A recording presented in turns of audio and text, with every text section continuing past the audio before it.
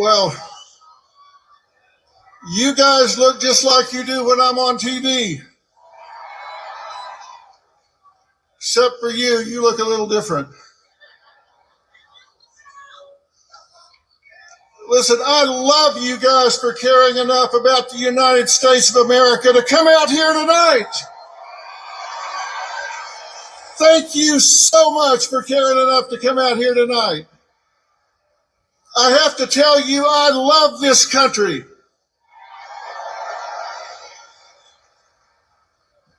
I do. I love this country. I stand up when our flag goes by.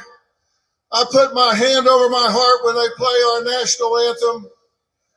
And I'm so proud to see so many people take time out of their day to come out here and stand up for this country.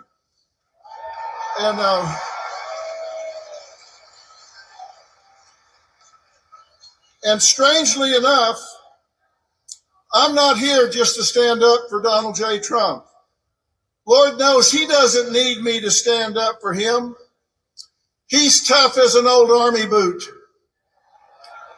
He's got lots of enemies, different groups that are scared, and between them, they have impeached him, indicted him, raided him, railroaded him, shot him, and sued him. And where is he? He is still standing.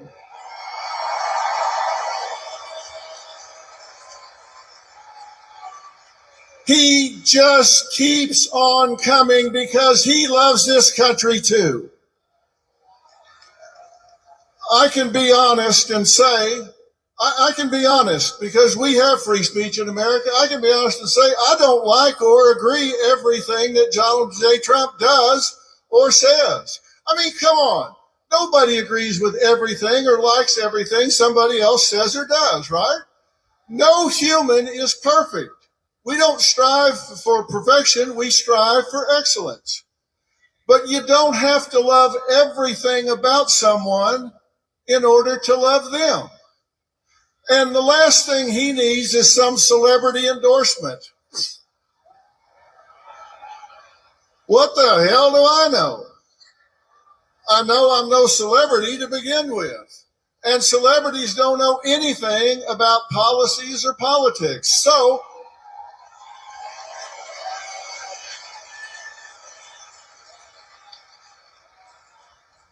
only difference between me and them is I'm willing to admit it. So, why am I here? Well, I'll tell you why I'm here.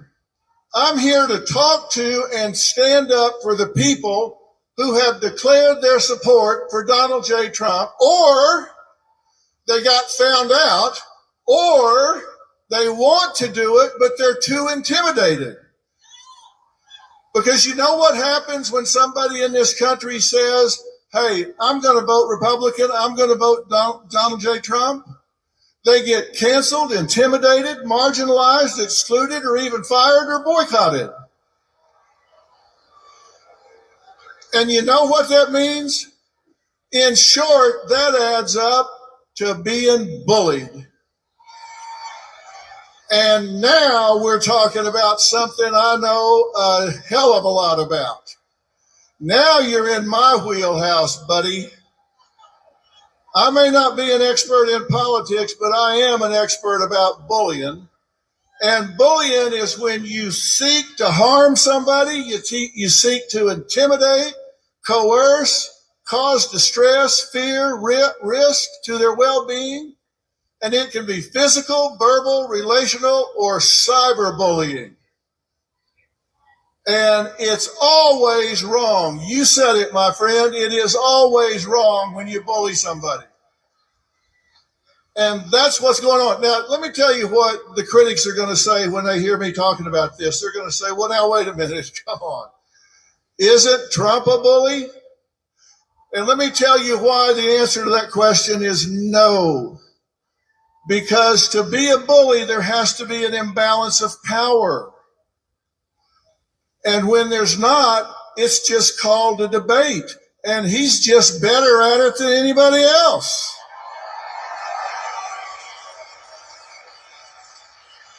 It's called debating. It's called arguing.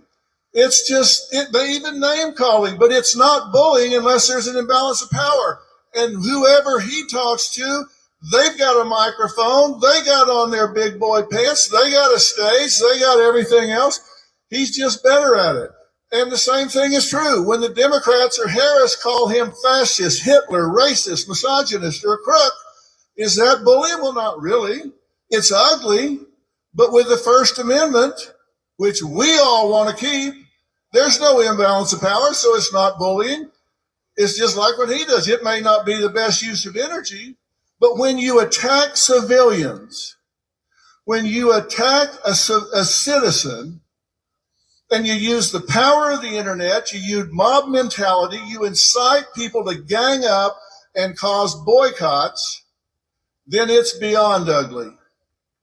And that's what's happening in this country right now, and that's not okay.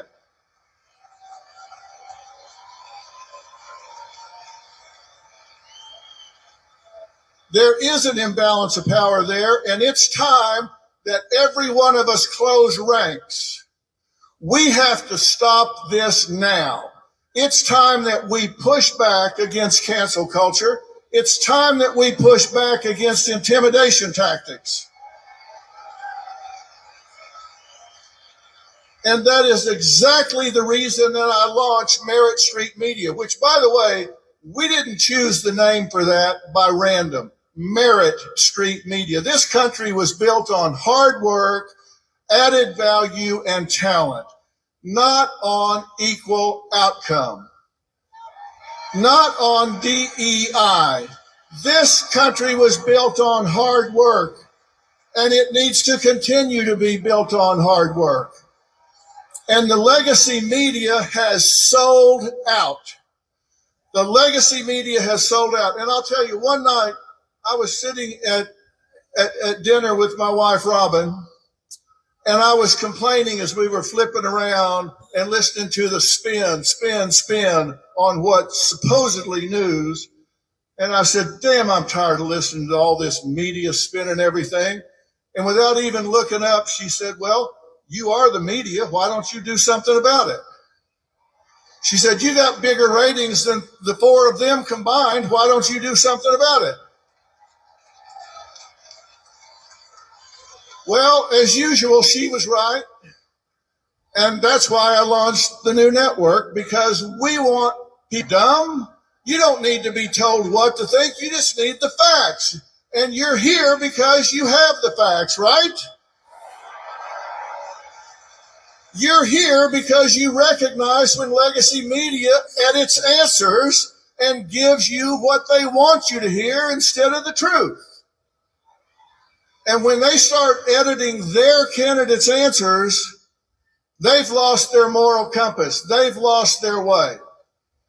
And I would love to say it's equal on both sides, but I'll guarantee you, when Beyonce, George Clooney, De Niro, and Lizzo come out and say they're for Kamala Harris, when they all come out and say they're for Kamala Harris, did you read anything or hear anything in the media criticizing it? No. But you watch what happens tomorrow morning when people find out I came here to talk to you.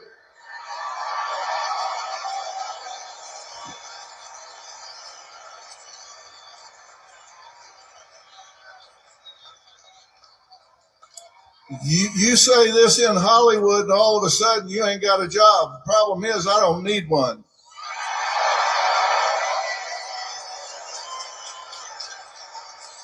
I don't need a job because I got you. And I've got a question for all of us. Have we lost our minds? We have the First Amendment in America where our government has said we will pass no laws to infringe on our freedoms for religion and speech. So that's the law, but we're muzzling each other. What is going on? We have a law that protects free speech, so we start taking it away from each other? Are you kidding me? We can't allow that to happen. We cannot encourage it. And let me tell you something about bullying. Bullies are bad, right? Let me tell you what else is bad. Bystanders. If you are a bystander, if you are watching somebody get picked on, if you're watching somebody get bullied and you don't do anything about it, you're just as guilty as the bully that's doing the bullying. Am I right?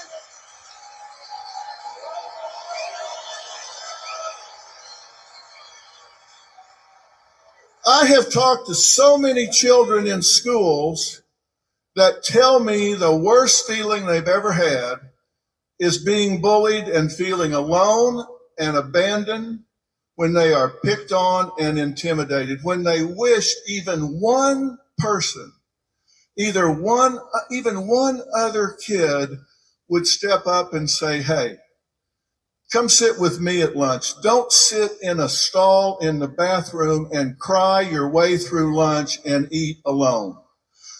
We're not going to let you be alone. And it's the same thing with adults. Adults don't want to be cut out of the herd and feel like they're alone. The number one need in all people is acceptance. The number one fear is rejections, and bullies, they prey on that. We must claim the right to our point of view. We must be critical thinkers. And when you see somebody being picked on, then you've got to be willing to step up and say, hey, I'm with you. Don't let that happen. And you've got to know why you're strong on the issues you're strong on. You got to know why you're strong on affordability and safety and security and the border and family care for men and women and law and order and your core values for your children's education and our military. Know why you're where you are. And when you come to your friends and coworkers being bullied, don't be a bystander. Don't be a bystander. You can't let it happen. When you say you love America, that's a verb. That also means you love Americans. You've got to push back and call out the bullies. You've got to stand with those that have targets in their lives. Targets if they're picking on them by calling their jobs to get them fired. Boycotts or kicking them out of their jobs at church or their groups at church. I've spent 45 years listening to people. And I was just in North Carolina and after the hurricane hit down there. And you know what? I saw neighbors helping neighbors, and not one of them asked, are you a Democrat or a Republican?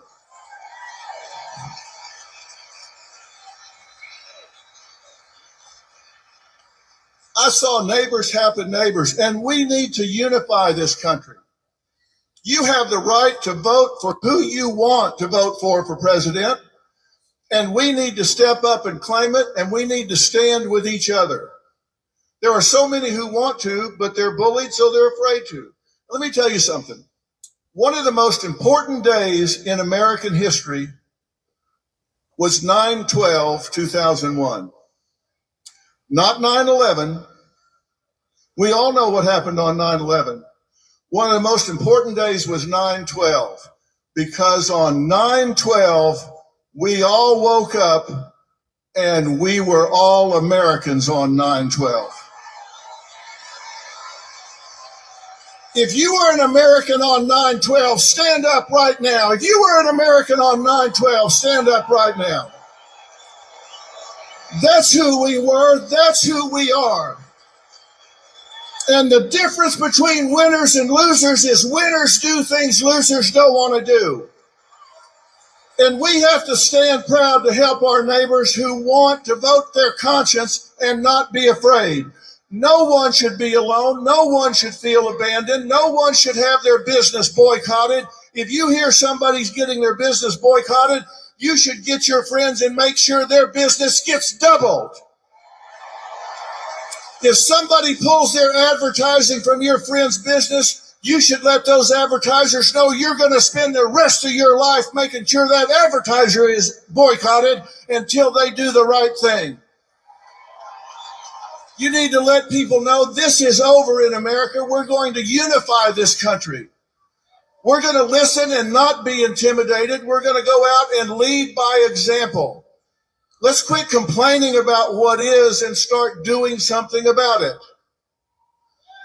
If your neighbor wants to vote the other way, say fine, go vote the other way. I'll love you anyway.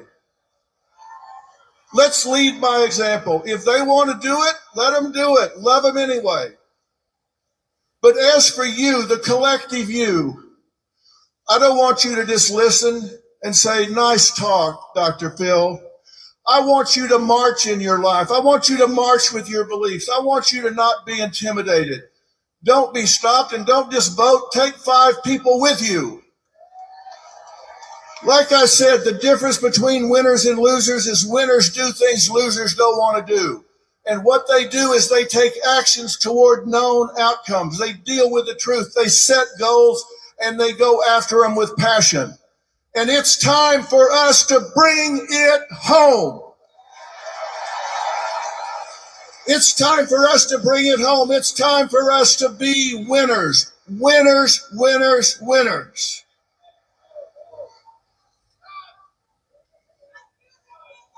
I started by telling you I love this country. I'll finish by telling you I love this country, and I love you for loving this country.